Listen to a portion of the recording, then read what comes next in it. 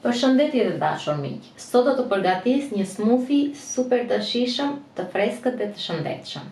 Atëherë, për këtë smoothie kam 120 ml ujë, kam 300 g kos, kam 2 lugë gjelle me mjalt, një dardhë dhe 400 g i kam boronicë.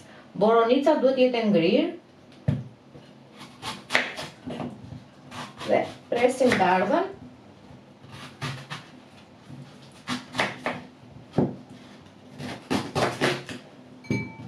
Do ta qërojmë, do ta pastrojmë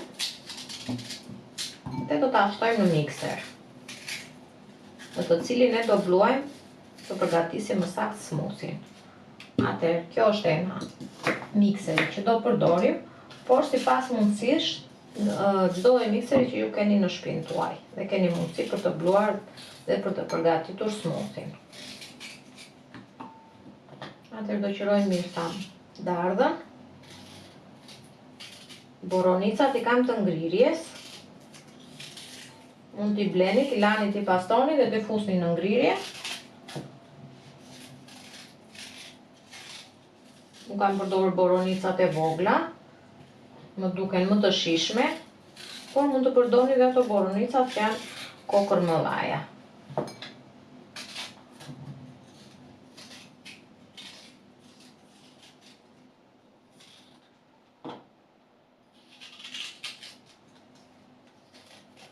Pastrojmë mirë dardhën, nëse keni dëshirë mund ta përdorni me lëkurë.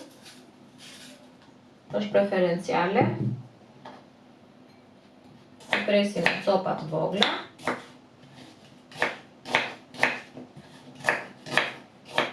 Në këtë mënyrë. Atëherë, në mikser si fillim do shtojmë ujin. Do shtoj kosin. Nuk ka problem në qoftë se kosi ka ujë. Nuk është rasti, do me thënë që neve duam kosin të jetë pa ujë. Nuk na prish punë kjo pjesë. Do shtojmë 2 lugë gjelle me mjalt.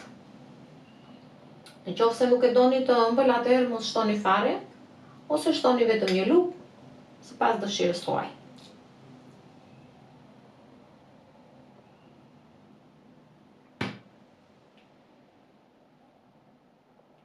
Atëherë kemi shtuar dhe mjaltin. Do shtojmë boronicat. Kam boronicat e ngrira. Dhe në fund do shtojmë dardhën. E kemi gati. Do ta vëmë mikserin në punë, do ta bluajmë gjersa të bëhet kremoze. Dhe pastaj e kemi gati për ta konsumuar.